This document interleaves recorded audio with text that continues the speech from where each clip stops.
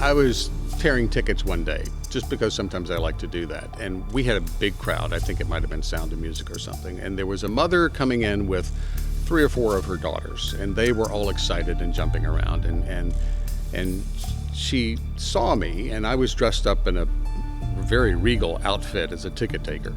And she admonished her children. She said, "Now, calm down, girls. Give the man your ticket. This is a real theater." And they got very quiet, and they handed me the tickets, and I tore them with my white gloves and handed them back, and you could see the awe in their eyes.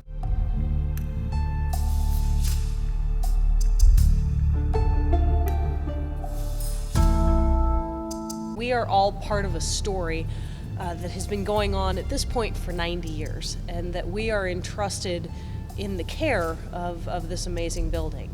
We have a number of education programs where children are bussed in from the local school system to see this theater and to have an experience in it, and they all remember it. They may not remember what they saw, but they remember the experience of coming into this building.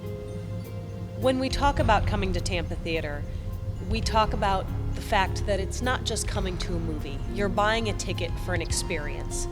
There are so many ways and so many platforms on which you can watch a movie these days. You can dial up Netflix on your television at home, you can watch a movie on your phone, on YouTube, but there is something so special and so magical about coming to a movie theater, coming to a movie palace, and sitting with hundreds of your friends and family and community members and sharing that experience on the big screen as a community. Even the Cineplexes now, they show great movies and you can see the newest blockbuster there, but the personality is gone. I'm the technical director here at Tampa Theatre, Tampa, Florida. My main job and job description would be technical director, conservator, and dog catcher, a little bit of everything. We're going from 35 millimeter to digital, from analog lighting to digital lighting. As far as the future is concerned, we're bringing new systems online all the time. We just upgraded our lighting, streaming, ACN, architectural control, network lighting. So yes, we're building an intranet of things within this old girl. She resists a little bit, but she's coming along. It's an important building because of its architect. For us locally, it's important because of what Tampa Theatre means to this community. People grew up coming to the Tampa Theatre year after year. They stole their first kisses in the balcony. They learned about World War II by coming to the theater and watching the newsreels in the 1940s. So people have an affection for this building and an attraction to this building and a connection to this building. And for us locally, that's what makes Tampa Theatre very important.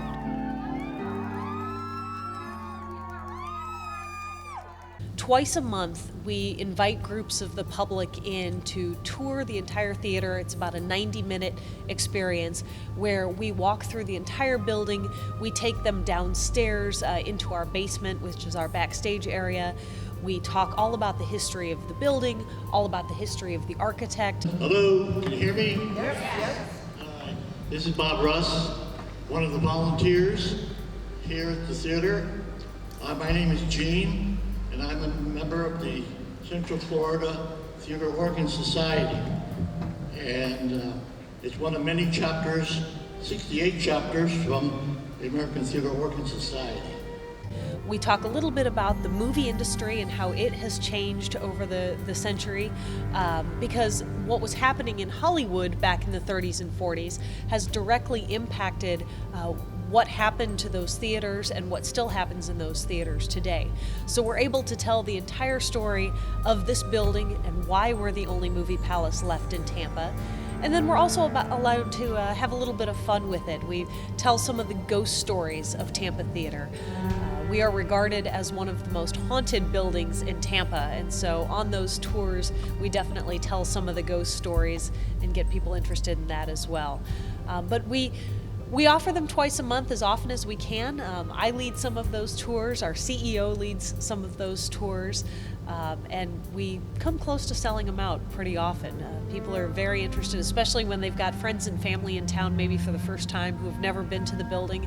It's a great way to come get an introduction to Tampa Theatre and hopefully come back then again for some more. The designers wanted to create a room which would just simply overwhelm the audience with opulence. And so that style sort of dominated the way the American Movie Palace was designed. So it's a building that, from an architectural style standpoint, is very difficult to describe. It's a style that you can feel when you're in it, but it almost defies being able to be described because of how many different styles of architecture there are, and how it all comes together. You sort of have to be here to understand it.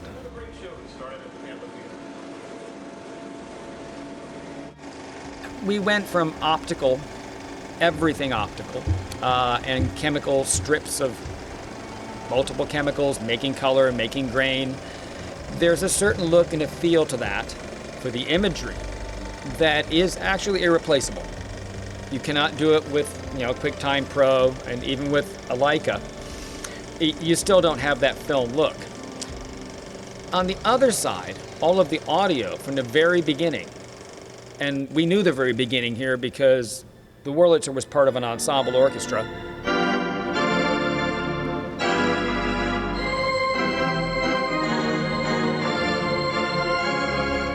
We opened in 26 with 28 musicians under where I'm sitting here in an orchestra pit.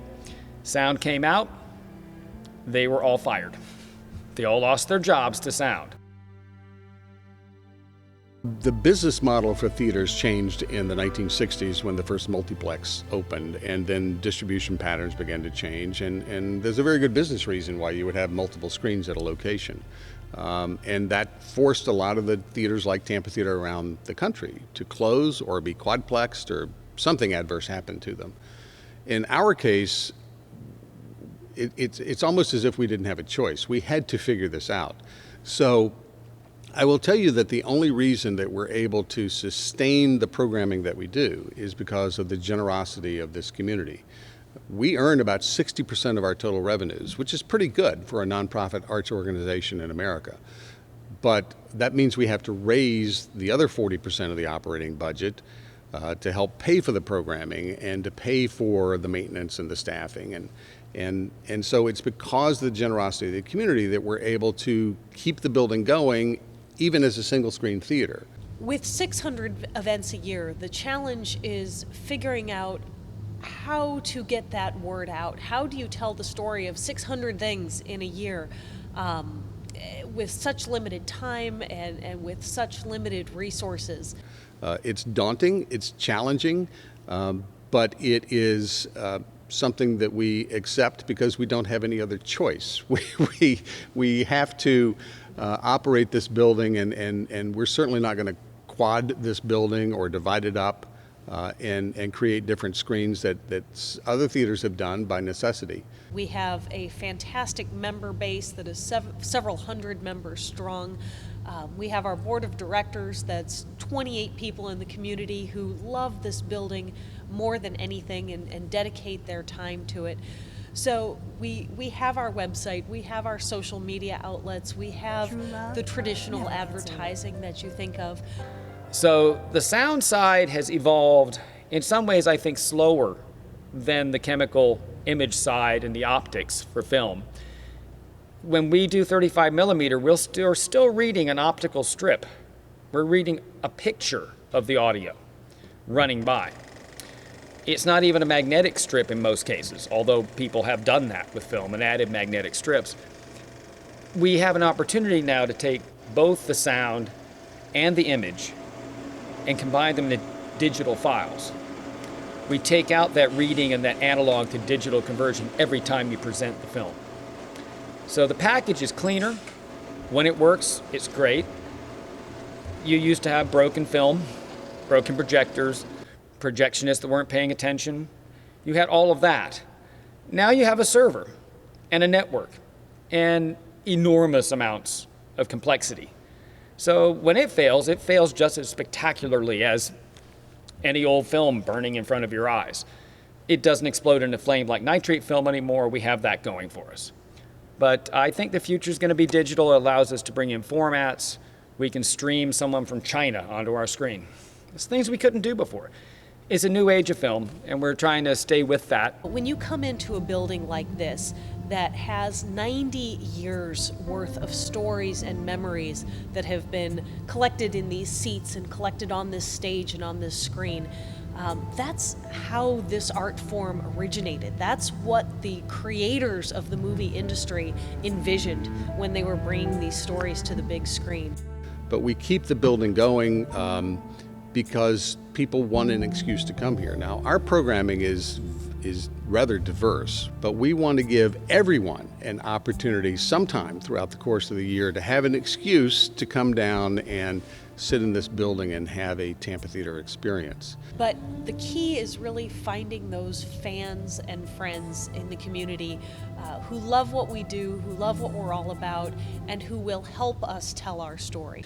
One thing that will stay the same will be the Wurlitzer. It'll be a wind-driven acoustic instrument. There will be no amplifiers and no speakers.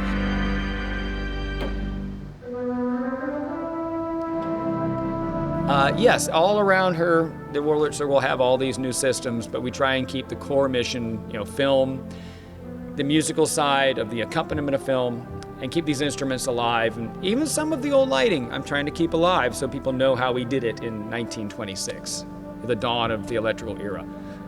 So we still have the capability to do 35 millimeter film, and some days that's a good thing. Other days, the digital scans are as good, I think, as you'll ever get, and the sound is better. So I'm sort of sold on digital. The chemical guys will not agree because they love their chemistry, but I think that we've crossed a line where we're not going to have chemistry anymore, so let's make the best of what we have. When movie palaces like Tampa Theatre opened in the 1920s, they were something that the common man had never seen before.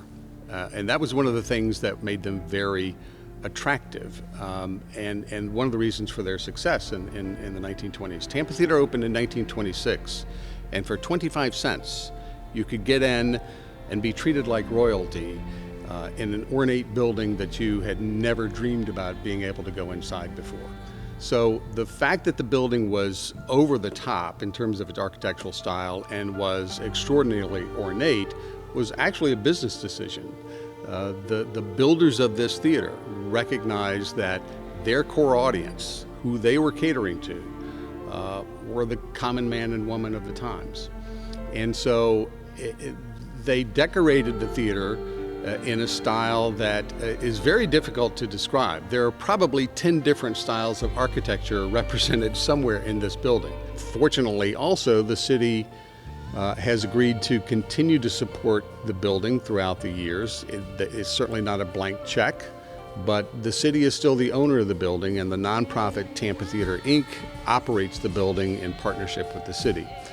So the city helps us, but we're pretty much charged with making this thing go and figuring it out on a year-to-year basis. So it's because of those community leaders who had the vision and the foresight to recognize that once you let a building like this go, you never get it back. It's a one-of-a-kind building, and you had one shot to save it. And so those community leaders were visionaries. They were the ones who really are the heroes of Tampa Theatre. And so certainly if you've never had the opportunity to see a movie in a movie palace, you have to do it. Come here to Tampa and do it. Go to your local movie palace, find your local independent cinema. These are the places that are keeping that art form alive. We've been doing it for 100 years. Collectively as an industry, we will do it for 100 more, as long as the community continues to support these beautiful independent theaters and historic movie palaces. Is a very special building in the American cinema and in the world cinema.